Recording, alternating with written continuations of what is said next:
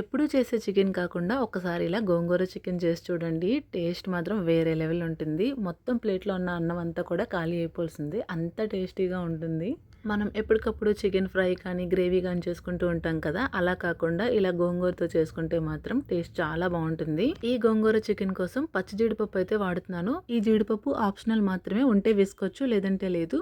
ఆయిల్‌లో ఫ్రై చేసిన గోంగూర, తర్వాత చికెన్ కూడా నీట్‌గా వాష్ చేసుకొని అయితే పక్కన పెట్టేసుకోవాలి. ఇప్పుడు ఒక ప్యాన్‌లోని ఆయిల్ వేసుకొని, ఆయిల్ హీట్ అయిన తర్వాత కొంచెం జీలకర్ర, ఒక 4 లవంగాలు, 2 యాలకులు కూడా వేసుకొని కొంచెం వేగిన తర్వాత చిన్నగా కట్ చేసి పెట్టుకున్న ఉల్లిపాయలు, పచ్చిమిర్చి, కరివేపాకు కూడా వేసుకొని ఒకసారి మొత్తం అంతా కలుపుకున్న తర్వాత మూత పెట్టుకొని ఒక 2 మినిట్స్ పాటు ఫ్రై చేస్తే ఇలా లైట్ గోల్డెన్ కలర్ వచ్చినంత వరకు ఫ్రై చేసుకున్న తర్వాత ఒక 2 స్పూన్స్ అల్లం వెల్లుల్లి పేస్ట్ కూడా వేసుకొని పచ్చివాసన పోయినంత వరకు కూడా ఫ్రై చేసుకోవాలి. కనీసం ఒక 2 మినిట్స్ అన్న ఫ్రై చేసుకున్న తర్వాత ముందుగా పేస్ట్ చేసి పెట్టుకున్న టమాటా పేస్ట్ కూడా వేసుకొని మరొకసారి మొత్తం అంతా కలుపుకొని టేస్ట్కి తగ్గట్టుగా సాల్ట్ కూడా వేసుకొని తర్వాత పసుపు, కారం కూడా వేసుకొని మొత్తం అంతా కూడా కలుపుకోవాలి. అడుగు అంటకుండా మొత్తం అంతా కలుపుకున్న తర్వాత మూత పెట్టుకొని అయితే కనీసం ఒక 5 మినిట్స్ పాటు ఉడకనివ్వాలి. ఇలా ఆయిల్ అంతా కూడా సపరేట్ అయిన తర్వాత మరొకసారి మొత్తం అంతా కలుపుకొని ముందుగా కడిగి పెట్టుకున్న చికెన్ కూడా వేసుకొని మొత్తం అంతా కలిసేలాగైతే కలుపుకోవాలి. ఈ ముక్కలకు పట్టేలాగా మొత్తం అంతా కలుపుకోవాలి. ఇలా కలుపుకున్న తర్వాత మూత పెట్టుకొని కనీసం ఒక 10 మినిట్స్ పాటు సిమ్లో పెట్టి అయితే ఉడకనివ్వాలి.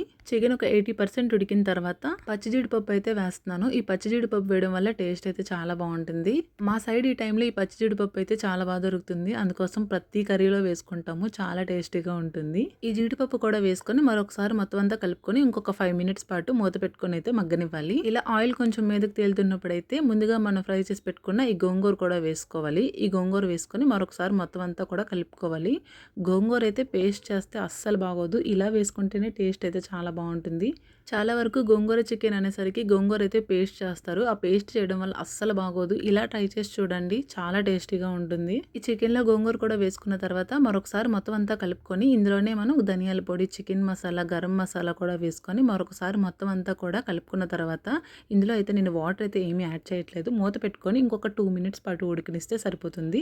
2 మినిట్స్ తర్వాత మూత తీసి చూస్తే చూసారా ఎంత బాగుందో.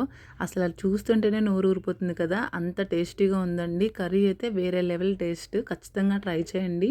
ఇలా కర్రీ అంతా ఉడికిపోయిన తర్వాత కొంచెం కొత్తిమీర కూడా వేసుకొని మరొకసారి మొత్తం అంతా కూడా కలుపుకుంటే టేస్ట్ అయితే చాలా బాగుంటుంది. వేడివేడి అన్నంతో ఈ గోంగూర చికెన్ తింటే మాత్రం ఉంటుంది, అసలు నేను చెప్పలేను, అంత బాగుంటుంది. మీరు కూడా ట్రై చేసి అయితే ఒకసారి కామెంట్ చేసేయండి ఎలా వచ్చిందో. ఈ గోంగూర చికెన్తోనే కాదు మటన్తో కూడా చాలా బాగుంటుంది. అసలు ఈ గోంగూర ఎందులో వేసినా కూడా టేస్ట్ భలే ఉంటుంది కదా. ఇందుకీ గోంగూర లవర్స్ ఉన్నారా లేదా కామెంట్ చేసేయండి. నెక్స్ట్ వీడియోతో మళ్ళీ కలుద్దాం. Bye bye.